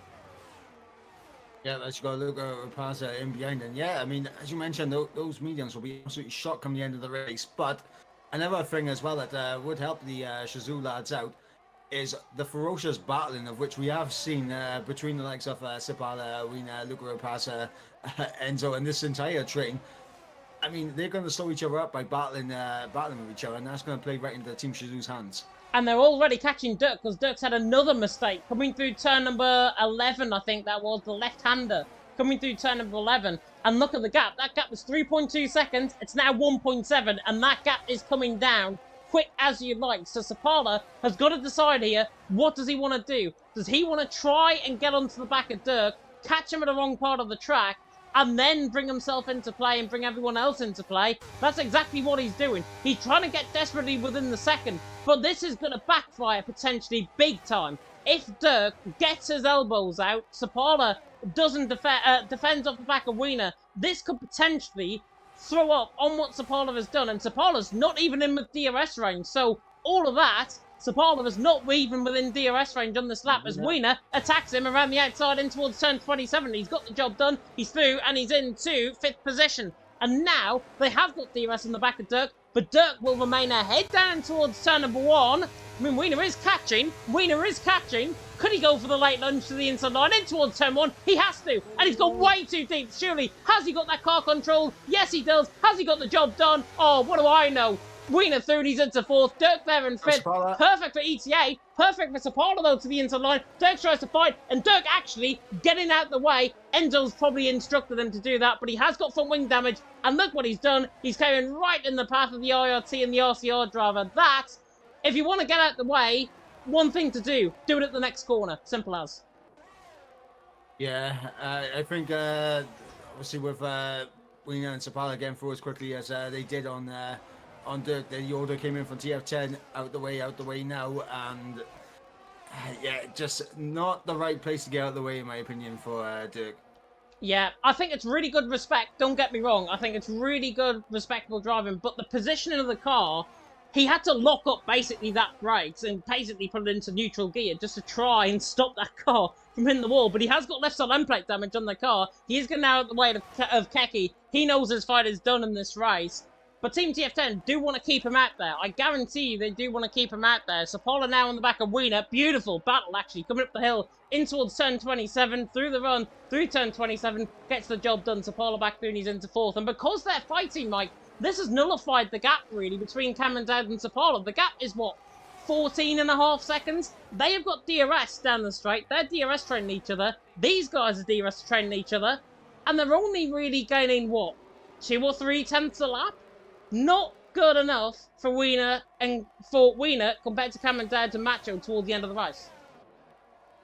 Yeah, I mean, it's one of those things right now where obviously the medium tyres are definitely just going to help Wiener and Sapala just close that gap in both of the Shazoo lads. But late into this race, I believe it's going to be a set of softs for the two Shazoo lads. And it's going to be a case of how quickly can they get through the field, because they are going to come out. I think they're going to come out. Yeah, Tales and Aladini, they're about, but Tales and Enzo side by side. Nice. Fantastic stuff. As Enzo able to hold on there, but I think they might come out in that gap between 8th and 9th. Oh, as Tales clips the wall again on the right-hand side there, he actually gets away with any potential damage. But you mentioned that, I totally agree with you. I think they're going to come, as Cameron Dads and Macho are actually fighting down the straight there. Is one going to go for set of mediums and one going to go for set of softs and split the strategy? Look at the gap now. All of a sudden, it's 12.5 seconds. So the hards have now clearly gone past their sell-by date, and they're having to try and DRS train. Winner is gaining on the back of these guys, hand over fist. Jeslar is continuing on with these guys. There is only one play, I think, for these boys. That is to go into a set of soft compound size right at the end of the race. They only last about 10 laps. They only last 6 or 7 laps in terms of their whole lifespan before they really kick off in terms of the cliff. So they've got to be very careful about what they judge to do here. Do they work with Jeslar? Do they get him involved in this battle? Do they try and extend out that stint a little bit further? Or do they just bite the bullet and think, you know what, this is enough on the set of hards, we're getting off these tyres, we're going to have to pick one of the drivers first. And if I'm in the Team Chazoo camp right now, I'd be pitting Macho in before Cameron Dowds just to try and cover off Cameron Dowds' pace later on in the race, because he'll be very quick and Macho can work for him. Yeah, I mean, absolutely. I think that will be going for the engineers and heads and that with Team Chazoo. The one caveat to this is obviously that man in 3rd place, Jesler. He's just sticking onto the back run with DRS. He's been totally long, and he can follow whoever the first Chazoo driver is into the pits and play a little bit of spoiler here tonight. Yeah, and Jeslar could potentially spoil these two out in front. He's still not entirely out of this battle, but he can tell fresh mediums compared to set of hard compounded tyres right now. Even with this DRS training, they are losing about a second a lap, I think, at this stage. And this is going to be now the question. Who decides to come in the pit lane first? None of them. None of them are coming in right now until lap 15 out of 25. I think we'll see one pit stop going on next lap around. Cameron Dad's lead for Macho now into 2nd. Jeslar there in 3rd. But we are going to see the battle for the net race lead picking up now with Sapala right on the back of Wiener, pulls him to the inside line, gets the job done down and towards turn 1. Easy as you like for the Finn. He's through and he's into the lead of the race. Where there is no rules for Sapala, he's got rules and he's through and he's into 4th. Yeah, looking at the gap between the race leaders and to the rest of the field, I mean, honestly, I think they'll come out behind Damon right now. Just looking at the gap, obviously 21 seconds back to Keke in P11 from Cameron Dowds. I mean, I think they'll slot right into the P10 position if they do come into the pits on this next lap. That no rules reference, by the way, if you didn't get it, was for Eurovision. So, yeah, people are probably clueless to that, thinking, what the hell did you just say that? Cameron Dowds, though, leading the way. Macho in 2nd. Jeslar there in 3rd. Sapala, though, look at the gap. 10.5 seconds last time around, 9.2 already. And Sapala is out of DRS range and he's still gaining down the straight on the back of Jeslar. This is going to have to be now a cry for help, almost, I think, for Team Chazoo. They're going to have to pit somebody in this lap, I think, to try and cover off these guys. Those set of softs are going to be very quick. I don't think they're going to make the positions, though, towards the end of the race. That's why I'd be coming in. And in fact, actually, Macho's the one that comes in. So I think that's the right call. Macho was into the pit lane.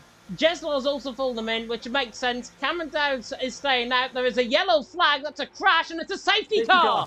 It's a safety car out on track. Macho's gone for a set of mediums, which I think is the wrong decision. Jeslar's came in for a set of softs. Cameron Dowds, I think that screwed him. Honestly, that safety car, it's an Aston Martin that's crashed out. It's Sergio coming through turns 22 and 23, where he's crashed out. We couldn't see that on the mini-map. We saw that, but we couldn't see that on the camera angles. But Sergio there, down in 16th position, out of the race. Macho in, Jeslar in. Perfect for them. Cameron Dowds, I think he's just been screwed. I wouldn't think so, because obviously with Wiener, Sapala, Luca, Tals, Enzo, and Aladini, I mean, we spoke about whether or not the mediums will be fine to the end of the race. I mean, they've done 6 laps right now. They might potentially come into the pits as well at the end of this lap, and Cameron Dowds will keep a position on them. And I think he would still come out ahead of Macho at this point as well. So I don't think it's all over for Team Chazoo right now. I don't think it's done them in yet. if Cameron Downs gets ahead of Macho, then I will see it as him being very lucky and that working in his favour. I just fear, though, with how this has been timed, he's came past the pit lane, literally as they were coming in the pit lane, that safety car got deployed. They could have potentially took a double stack, took the hit from there, and still end up in pretty much the same position that they would have been in without the safety car. So it's kind of two scenarios really for Cameron Downs. We'll have to see though when he comes out of the pit lane.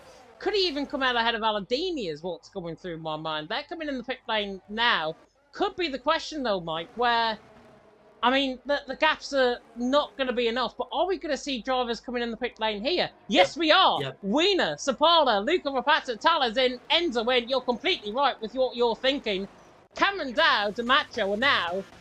Is it going to be a Shazoo 1-2? I think it is. Macho and Jesla are on the right-hand side, the left-hand side of your screen right now. Cameron Downs is coming out the pit lane, and I think he's going to be third coming out the pits. It's going to be a 1-3 right now for Team Shazoo. It is indeed. 1-3 right now for Team Shazoo.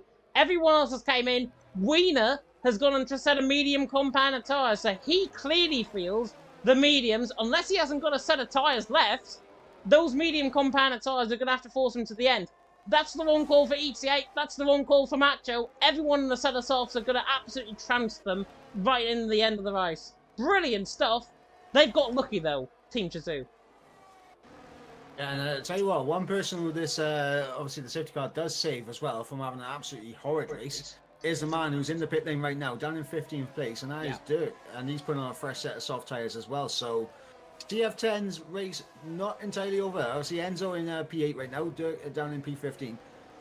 We know Dirk's a very quick driver, and he definitely can make his way through the field, so let's see how high up the order he can get by the end of this race. He can make his way through the field, but my big concern would be where he's positioned out on track.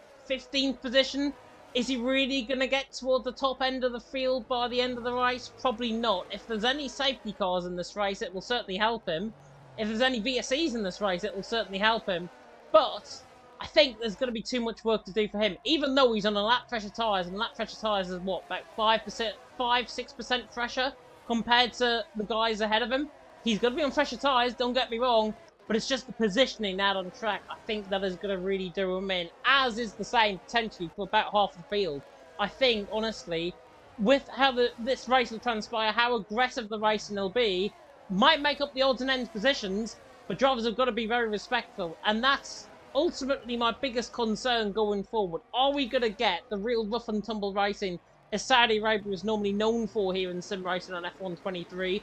Or are we going to get possibly the closest finish in EML history? I hope it's the latter rather than the former. Yeah, and honestly, in terms of a position where I think Dirk could probably get up to, I think you could get up in the tail end of the top 10 with the laps remaining, which obviously would be a good recovery drive from him, considering all that he's had to deal with here tonight. Obviously, the drive-through at the start of the race.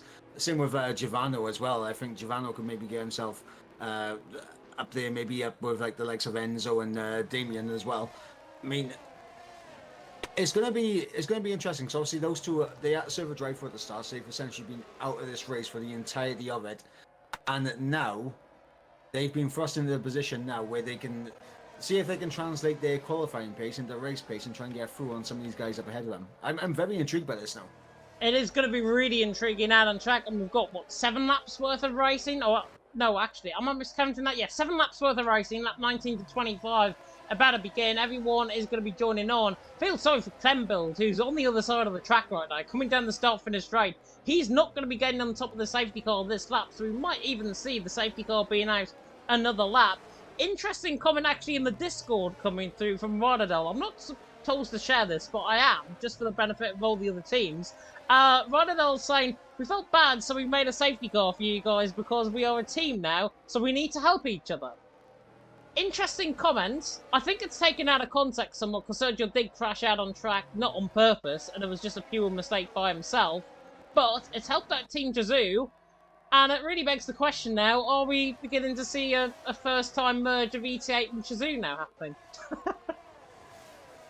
I don't know. I think that's a little bit tongue-in-cheek comment in the Discord, but honestly, like, I mean, with ETA, obviously now having one driver out, obviously we know on a set of mediums, you would imagine that early on he's going to be a sitting duck to the likes of Sapala, Luca Rapasa, and Tells and Enzo in behind until like late into this race. But big opportunity for Shazoo to gain massively, not only in the battle for the P3 in this championship. Obviously, they could maybe get themselves ahead of CPI here tonight and maybe jump up in the P2, but also to take a huge chunk of that lead out of ET8 as well. Yeah, well, I'm going to put the standings up while we're under the safety car period. I may as well remind you guys of the standings coming into tonight. We don't often do this, but we are going to do it now while the safety car is still out for this final lap. ET8 on top on 271 points. CPI second on 208. NLR third on 173. You mentioned there were Team TF10 and Team Jazoo. Team Jazoo definitely gaining points here.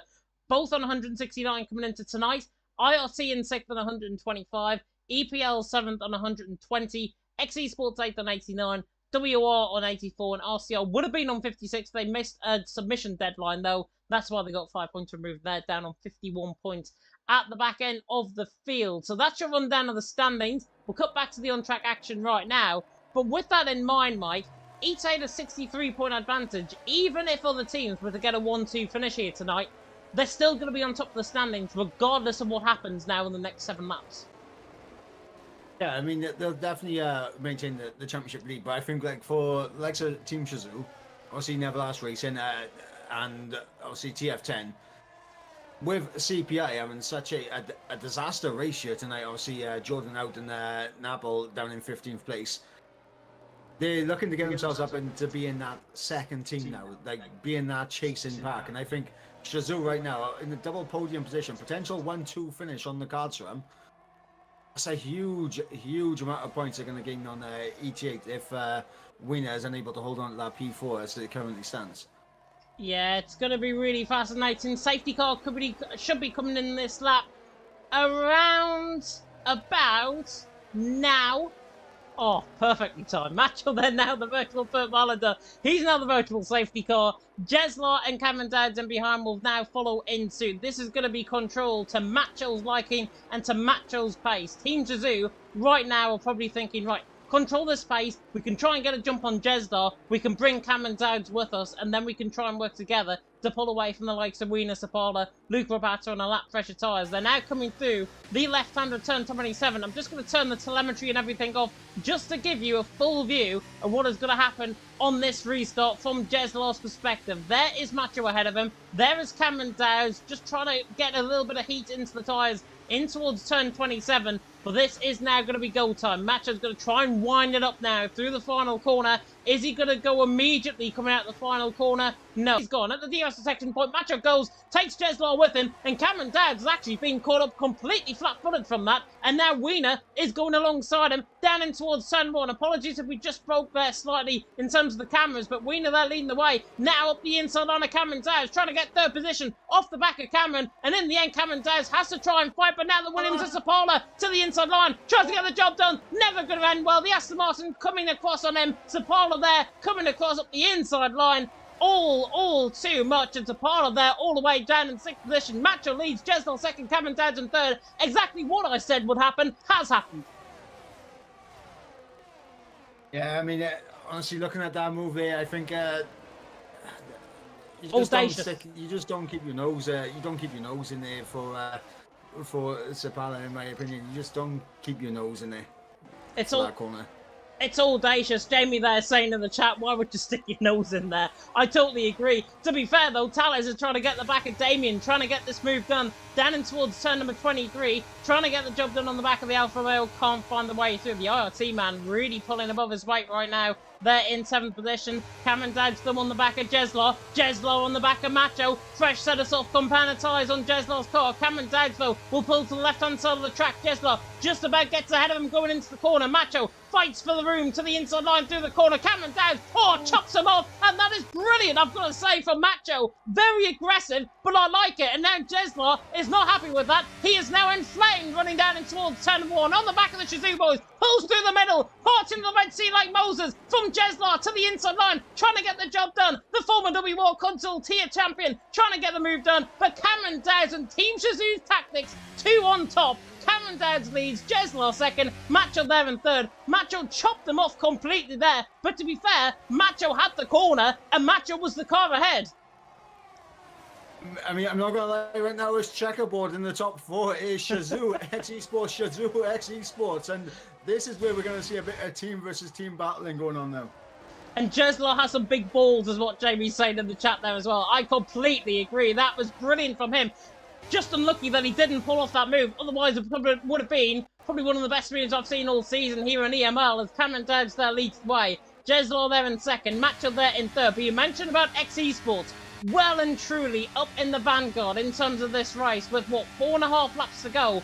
Luca Rapazza and Jeslar, they've just got to keep it calm, I think. They just don't want to go for moves that aren't going to be theirs. And we'll turn the telemetry back on for these guys in terms of the battery. Luca is all over the back of Macho. Macho's all over the back of Jeslar. Are we going to get ding, ding, ding round 2 between these guys? Coming down in towards turn 27. Not quite close enough. Cameron Dowds on the outside line. Jeslar very close to the inside wall there. Just about trying to find the room through. Macho there in third. Luca Rapazza there in fourth. Jeslar coming at Cameron Dowds once again. This time not parting the Red Sea. Down in towards turn 1. Pulls alongside, but doesn't go for the move. Cameron Dowds into the lead, Jeslar second, and now Luca Rapazza tries to do what Team Shazoo did to him last lap around. Luca Rapazza there down in fourth, and Enzo all of a sudden getting into the fray. The man who was part of the Team France lineup who won an EEC last season.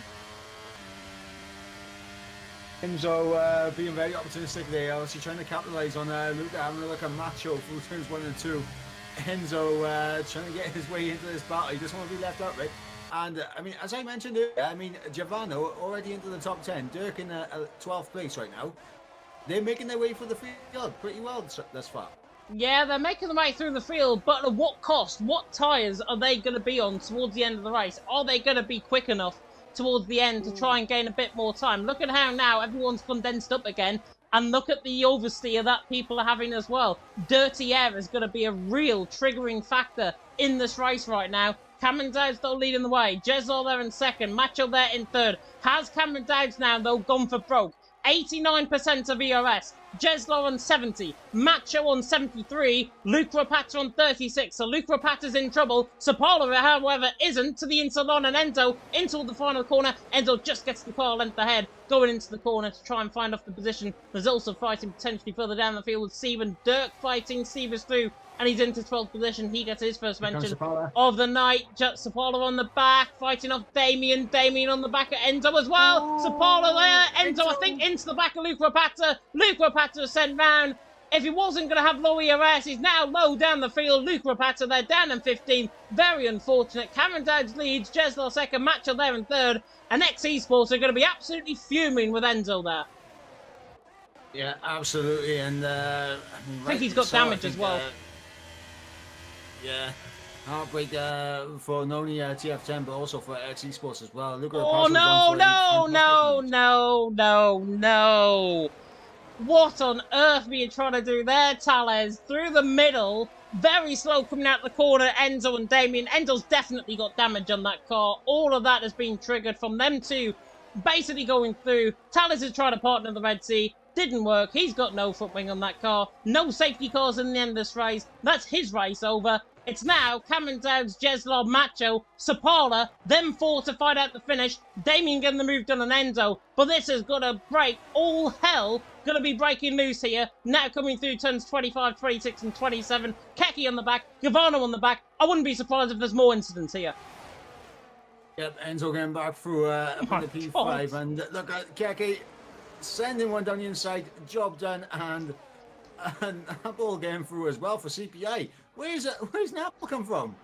Napple is dappling on this CPI right now. He's on the back of Keki, on the back of Enzo. 3 wide down the straight. Enzo very aggressively cuts across to try and defend. He's got right side end plate damage on the car as well. I mentioned about the damage. He's there now giving them damage. And he is now forfeiting all of these guys a chance of winning this race.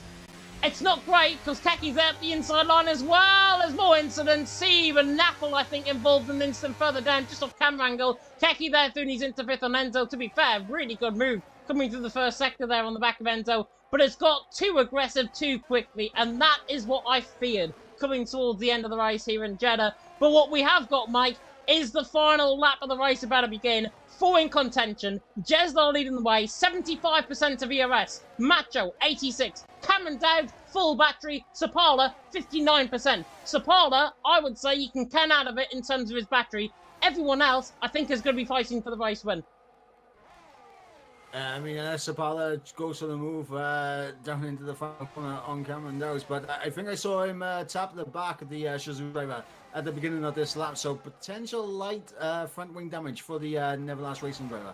Potentially so. What on earth is going to happen here? Buckle up, one wild and wacky ride coming here in Jeddah at the Corniche Circuit with the final 6 kilometres of this race about to begin. Jeddah leads the way down towards turn number 1. Macho, if I was in his shoes, I would not be attempting this move. Down in towards turn number 1. Cameron Dowd and Sapala going to try and find Sapala to the inside line, and Cameron Dowd trying to put the cat amongst the pigeons to the outside line now through turn number 1. Cameron Dowd's on the inside line coming out of turn number 2. Now he's got the inside for turn number 4. Cameron Dowd's going to have to try and fight into the corner. He does. He gets half a car length ahead. He gets a full car length ahead into the corner. Cameron Dowd's into 3rd. Sapala there in 4th. And because of that, Sapala's now been put back in the vanguard once again with 3/4 of a lap to go in Jeddah.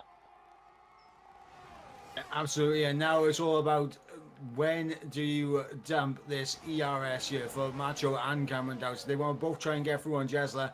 They're going to have to time this to perfection here, and I think Macho's tyres right now are the best tyres to be on as we're here on the final lap of the race, but it's all going to be about can he get his teammate through as well. This is all going to come down to who can get the best run coming out of the next chicane at turns 22 and 23. Macho is going to gain on the back, but look at Cameron Dowd. As I say, Sapala is now out of this with that ERS disadvantage. He's now out of it seems. Jeddah hanging on out in front. Here come the rampaging Team Shazoo boys, though. Macho and Cameron Dowd now up the hill and towards turn number 27, trying to fend off the attentions of Jeddah. Cameron Dowd, though, is going to place his car to the outside line, try and get the switch back on both of them. Macho and Jeddah get caught in each other there. Macho's carving at the head. Cameron Dowd's trying to fight for a 1-2. Macho on the run to line, just about hanging on. Here's Jeddah! Oh my God! 3 in a line to the line, and it's 300th of a second covering the top 3.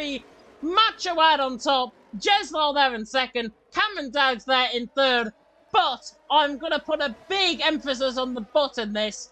Is Macho going to keep that race win from what happened in that final corner with Jeddah? There could be a case there for Jeddah to get the stewards involved and maybe get a penalty for Macho. That was very aggressive.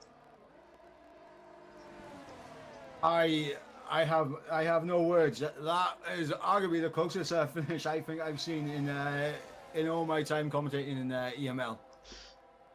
And it's not for me because we had TML back in the day and Jensen and Tom finishing by 0.003 of a second around this track. Not getting as close as that here tonight, but in the end, I think Macho played it absolutely spot on. He gets Driver of the Day awarded by the in-game fans.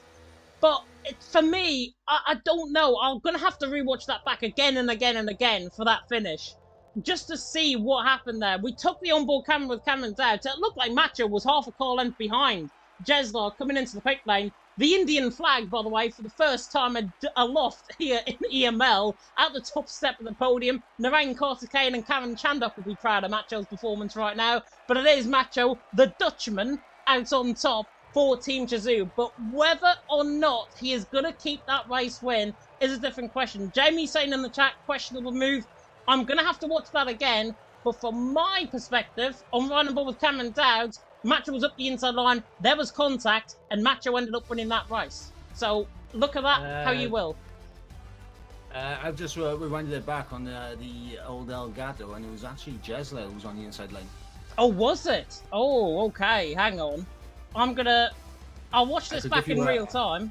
We'll go through the standings first. We'll go through the results first, and then we'll have a look. Macho out on top from Jeddah there in 2nd. Cameron Dowd there in 3rd. 300th of a second, as I say, covering the top 3. Sapala there in 4th. Keki there in 5th. Wiener there in 6th. Dirk there in 7th. Gavano on 8th. Damien in 9th. Klembill running up the top 10. Then Enzo in 11th, Sieben 12th, Napol, Tales, Aladini top 15, Luke Rapata, the real unlucky one in that. And then it's Sergio Feddi and Jordan, all DNFing further down the field. Take a breath, everyone. My God, that race is over. Thank God that race is over. And we still got more action to come going into the final two rounds of the championship. There will be interviews, by the way. I'm just going to confirm that with the guys. Yeah, absolutely. I wanted back on the Elgato, and it was Jesla on the inside line, Macho around the outside. They give him a bit of a squeeze to the inside, though. So that could be like the one point of contention there, but it was Jesla on the inside into that final corner. It was Jesla into the final corner. Jordan saying it's the worst races I've ever witnessed. Tom saying GG Jesla, so potentially there's something in that. Maybe more with Cameron Dowds then, if you're saying that. Maybe more with Cameron Dowds and his block run coming out of the corner. We've got all of that to dive in with NLR as well, with what happened in terms of their incidents with that move from Tapalo, I think it was, to the inside line. If I'm not mistaken, I have just put out the call for Macho Jesla and Cameron Dowds if they do want interviews. But what we can do is have a look at what is to come. If you thought this week was bad, Singapore's next week, and Singapore's normally pretty good in terms of the racing. God knows what we're going to get around there, Mike. Yeah, I mean Singapore. I mean it's one of my personal favorite tracks to commentate over, and see it's like the same with Jeddah is. On the ragged edge, one mistake could cost you the race, and that's one thing I absolutely love about Singapore. It's the one thing I absolutely love about Singapore as well, being on that ragged edge like we were here in Jeddah. Shall we go into the interview room? Because I see Cameron Dowds is waiting for us. Yep, absolutely. Lovely jubbly. Right, I'm going to cut across there now. Mike will follow me in due course as well, but we can run through, just while we wait for Macho and everyone else to join. What we can do is have a full rundown of what is to come up on League Racing TV going forward in the next weeks or so. Singapore, as I say, next week. Then it's Abu Dhabi, F2 and F1, 7 p.m. and 8 p.m. UK time for the PS side. PC have got their Singapore Grand Prix coming up on Sunday. It's Josh Griffin, Meek and Deathlink should be taking through the action for that one for round number 9 on the 21st of April. And then we've got EC, and I'm going to bring Mike in on this just before we get to the interviews. Hungary last week was a bit of a poor race in terms of standards. Monza next week. I'm hoping the standards get better before then, because if it's anything to go by in Legacy Division's race, it was absolute all hell breaking loose. Yeah, absolutely. It was a tricky race last night in Hungary, obviously intermediate conditions, but we hope that Monza will be much better. However, I will say Team Finland right now doing a fantastic job leading the championship. Team Finland right now, indeed, doing well in terms of the championship. We have got both Team Chazoo drivers here right now, so I'm going to call up Macho first, I think. Macho, can you hear us? Judging by that, no. Has he got the push to talk by any chance going on? Potentially. Oh, wait, no, I got it. You've got it? Wait, no, me and Matt were struggling here. It's like push the talks on or something. Oh, God. Oh, no. Just do me first. He's trying to fix it. We'll try and get Macho fixed in due course. I'm sure Mike will turn into a tech wizard. But what we can do is have an interview with Cameron Dowds, the man who finished in P3 in that race. Congratulations. But honestly, probably not the result that you were expecting going on to that final lap. Well, I thought it would be a lot worse, to be honest. Me and Macho did 0 laps of practice, and I came back at like 10 minutes before the race, and I did like 2 TT laps and 1 lap of a session, and then I just joined the lobby. So I definitely wasn't expecting to be quick, but actually the qualifying was actually felt like a solid lap. It was actually quite good. And then in the race, the pace was decent. The setup wasn't the best, but it was still good enough. And then yeah, it was a really good battle in the last lap. But we were just trying to get that 1-2, but then it just so close. It was like 28 thousandths or something, but I'm fine with third. Still happy. Yeah, I honestly thought you were going to get a complete switchback coming through the final corner with Jeslo on the inside, Macho pinned out on the outside. I thought that was going to be the perfect opportunity for you to try and fly up the inside line to try and get that job done. But in the end, it wasn't. You got completely blocked off in your path. And having Macho win the race, it must feel really good to have a Shazoo 1-3 and to get back within the title contention. Yeah, it's definitely good for the team. I think all of us are very happy with that. Even in a team event, it doesn't really matter what. Like I personally don't care whether I get first or second if the team get like a 1-2, because at the end of the day, it's a team event and it's just about maximizing the results for the team. So yeah. Yeah, maximising that team result, of course. I know Ron, I think, was rumoured to be joining in terms of the lineup. It's a good job he didn't, to be honest, because a 1-3 I don't think would have been on the cards. But let's talk through that safety car, actually. That safety car coming out. Obviously, you guys was on a set of hard compounder tyres with that. Were you very lucky in terms of that safety car? I don't think so, to be honest. I think that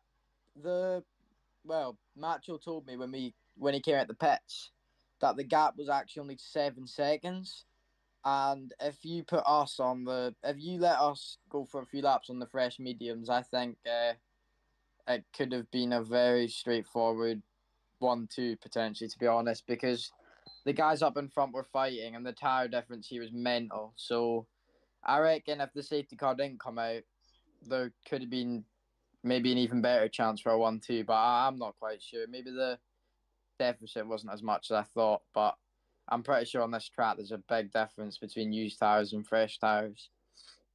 Yeah, that was definitely the case towards the end. That's what me and Mike were banging on about Dirk further down the field as well. And speaking of Mike, I'm going to come across to you. Any questions? Yeah, obviously, massive result for Team Shazoo in the championship. But I believe potentially I know you definitely jumped up into third in the standings right now. I think potentially you might have jumped up to second. Are you now looking to use like the remainder of the races now to try and eat into that gap now from ET8 up top? Yeah, definitely. Do you know what the gap is, TT8? I will do some mathematics. I am a math wizard. I will do some mathematics now. Yeah, okay. Well, yeah, it's just I think I don't really know how many races there is left. I don't know if I'll be driving the next few events, but I might be, and if I am, then we'll just see what we can do and try and chip away at the gap. But I'm pretty sure it's quite a big gap. But yeah. James, you want to take over while I do some quick maths real quick? Yeah, he's just doing his quick maths. It is Singapore and Abu Dhabi, the final two races, the championship to come up. And I know you're very strong around that track normally, Cameron. So if you are putting that lineup, Singapore next week, how do you think the team is going to get on? And more importantly, how do you think you're going to get on if you're driving in that race? Singapore is a very good track for me. It depends though. Like if you Saudi Arabia, like today, I got away with doing a few laps of practice, but on a track like Singapore, I think it's a lot more technical and it takes like quite a few hours to actually get good at. So if I do drive next week, I'll need to hope I can actually do a bit of practice, because on Singapore, it's very hard to be quick on your first few laps. It's just because this track's a lot easier because it's just straights, so it's not very hard. But yeah, Singapore is one of my best tracks. So if I'm driving, we'll just see what we can do. Yeah, it'll be very interesting to see indeed. Mike, have you done your maths?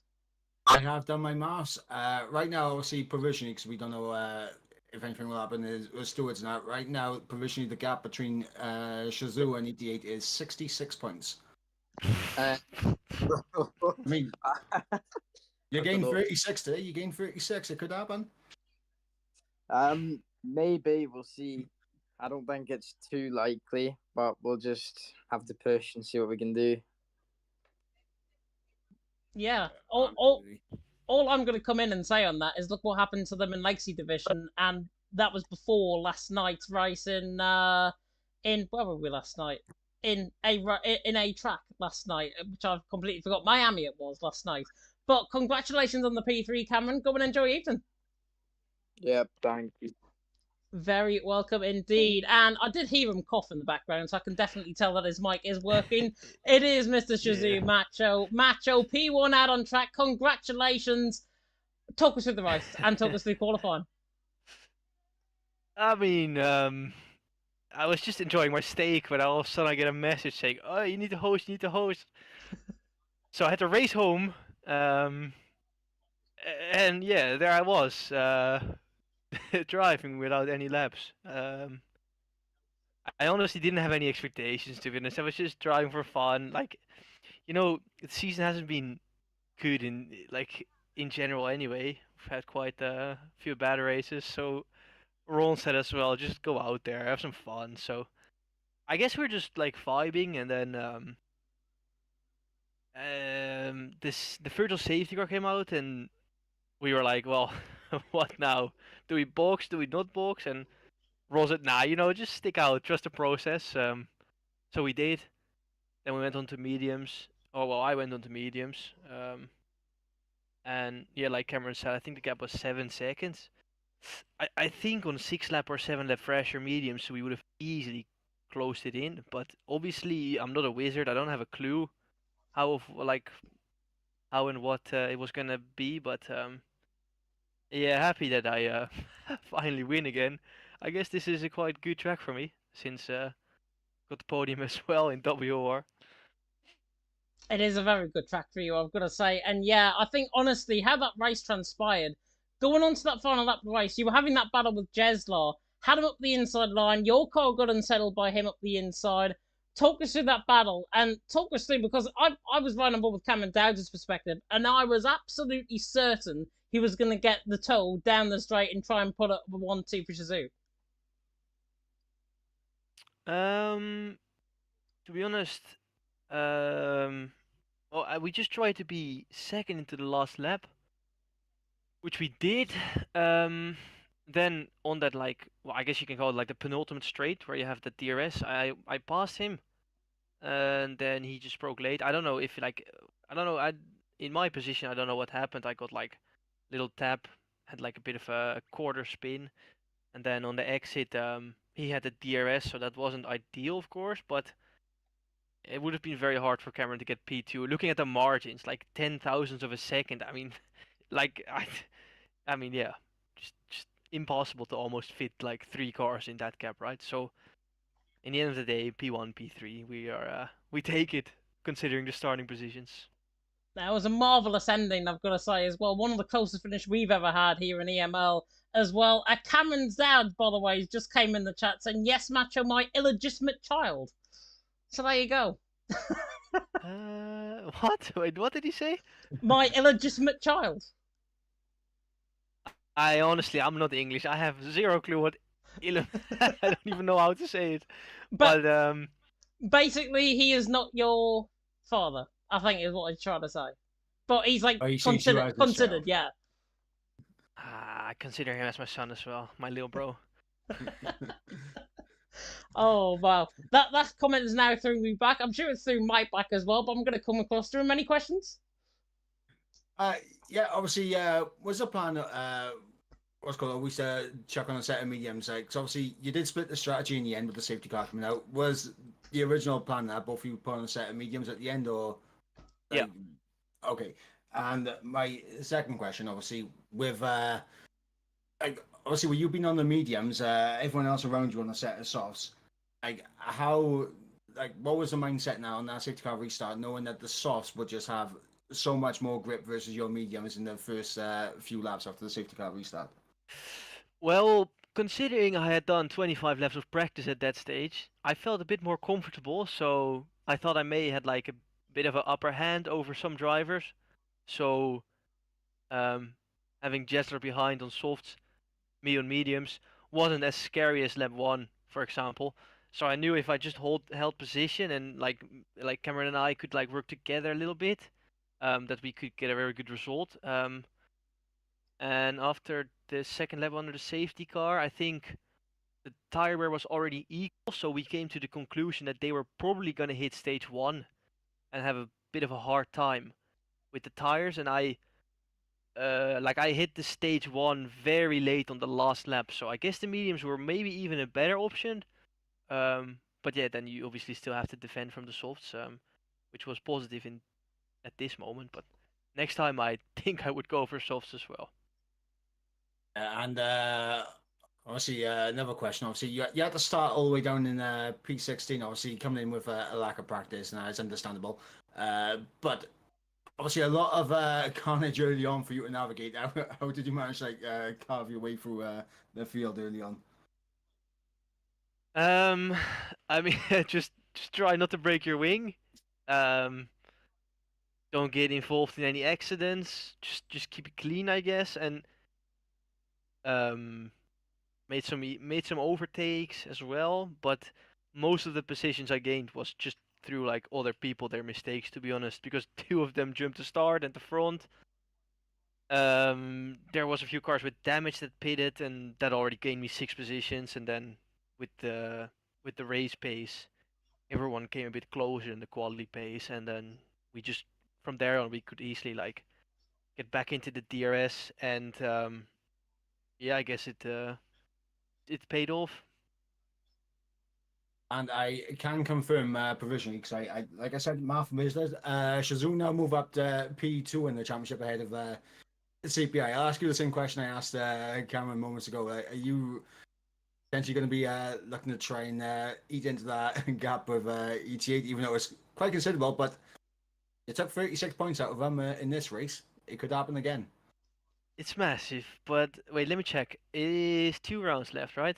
Yeah. I mean, it's Never gonna be know. really hard. Honestly, after like the first 4 rounds, we already like had sort of written off the season, and just go out there and enjoy them. I mean, considering we are in P2 now, when we were in P9 after like 3 or 4 rounds, it's quite something. But I think 66 points is too big. I mean, never write us off though. We once closed down a 68 points gap. Um, so yeah, you never know. But we'll see after next race if it's still possible mathematically. We will. Back to you, James. Yeah, if not, all the focus will shift to a Tuesday night. I can guarantee you that as well for Legacy Division, where they are leaving the championship. In that, well done on the race win match. I don't know what to say now. Well done on the race win match. Go and enjoy evening. Yeah, thank you very much, guys. And well, I haven't heard the comms, but I'm sure it's going to be a good one. Thanks for that as well. Oh, go and watch And it thank you back. for getting the and thank you for getting the lobby set up as quickly as possible. No problem, no problem. Well, we took a man away from his steak. That's what we decided to do tonight. That's what we did. Well, I did eat it though, so don't you worry, man. It's not still there. I'm glad you haven't choked it or anything. That's the main thing. That would be my main concern. But no, go and enjoy evening. Yeah, you guys too. Have a nice one. Very welcome indeed. And that is going to round us off very neatly for tonight. I don't think Jeslar is going to be joining in terms of the interviews, but that is us done for tonight. And I really hope you got from that a real sense of the camaraderie that is between Team Chazoo right now and them, not only in Legacy Division, obviously topping the standings there, but here in EML. First and third here tonight, they're back within that title fight. They're overtaking NLR. They're in third position provisionally. Just what is to come, second provisionally, as you mentioned, what is to come going forward for Team Chazoo? They've got a 60-odd point gap still to try and gain, but if there's any team that can do that, it's probably them. Yeah, absolutely. And we're going to be here to bring the action to see if they are going to be able to close that gap. I mean, it is 66 points. It is a big gap. But when a 1-2 finish is worth, was it 55 points, and that is still very much possible. It is very much possible indeed. Let's have a look, and final reminder, of course, of what is to come on League Racing TV this week. Singapore, the 24th of April for us next week. That is going to be an absolute blinder of a race.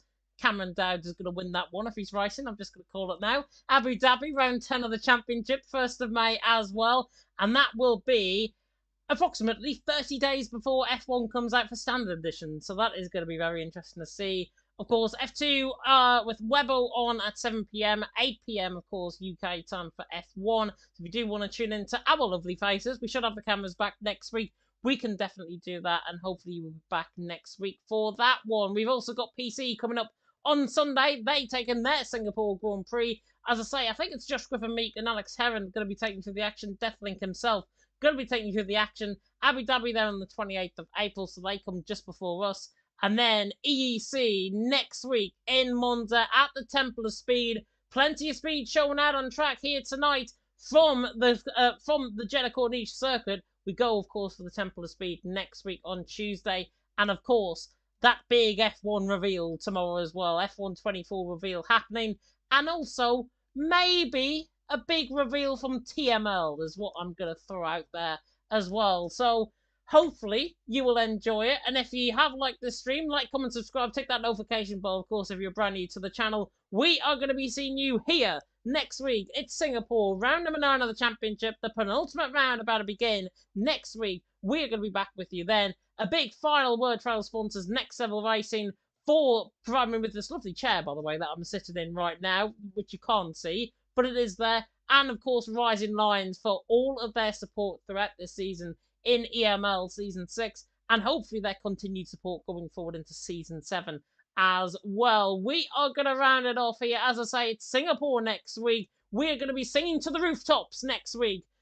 But for myself and Mike, thank you so much for watching, and until next time, goodbye.